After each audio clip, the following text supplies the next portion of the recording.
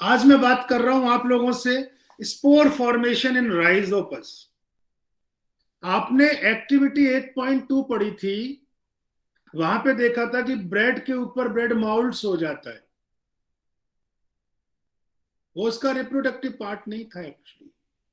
हमने बहुत सारे मल्टी सेलुलर ऑर्गेनिज्म के रिप्रोडक्टिव पार्ट के बारे में जान लिया, रिप्रोडक्शन के तरीके के बारे में जान लिया। तो 8.2 में हम ऐसे कंफ्यूज हो जाते हैं कि ब्रेड पर जो ब्रेड माउल्ड, जो फंगस, जो राइजोपस होता है, उसका रिप्रोडक्टिव पार्ट है। नहीं, वो उसका हाइफी है, वो उसका माइसीलियम है, वो उसका रूट लाइक स्ट्रक्चर होता है, रूट नहीं होती, जो कि उस पर पूरे पे कवर हो जाता है। फिर उसका रिप्रोडक्टिव पार्ट क्या है?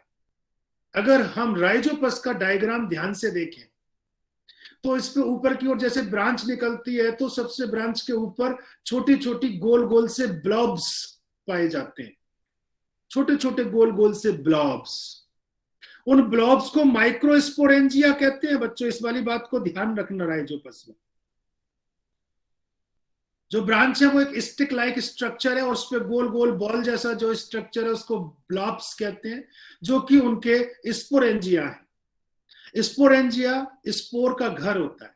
उन स्पोरेंजिया में हजारों स्पोर भरे पड़े रहते हैं। ये स्पोरेंजिया ही उनका रिप्रोडक्टिव ऑर्गन होता है, और उसके अंदर जो स्पोर्स भरे रहते हैं वो उनकी रिप्रोडक्टिव यूनिट हुआ करती है। They are involved in the reproduction. ठीक है। अब ये जो ब्लॉब्स थी, ये जो स्पोरेंजिया थी, ठीक है, eventually develop on different branches of the rhizopus. A single branch, a single stick will have single sporangia, spore. Spore को बाहर निकलना है। स्पोर इस स्पोरेंजिया से कवर क्यों है?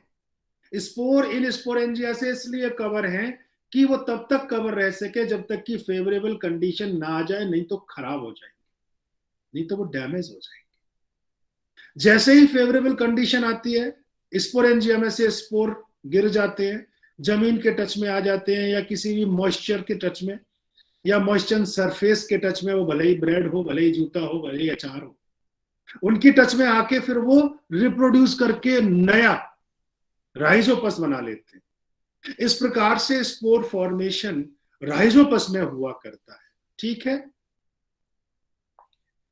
तो वो उसमें स्पोरेंजिया में कब तक बंद रहते हैं? जब तक कि वो किसी मॉइशन सरफेस के टच में ना आ जाए।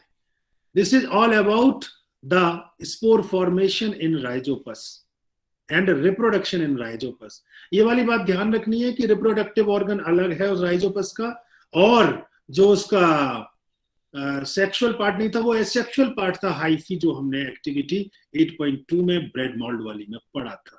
Is that clear students?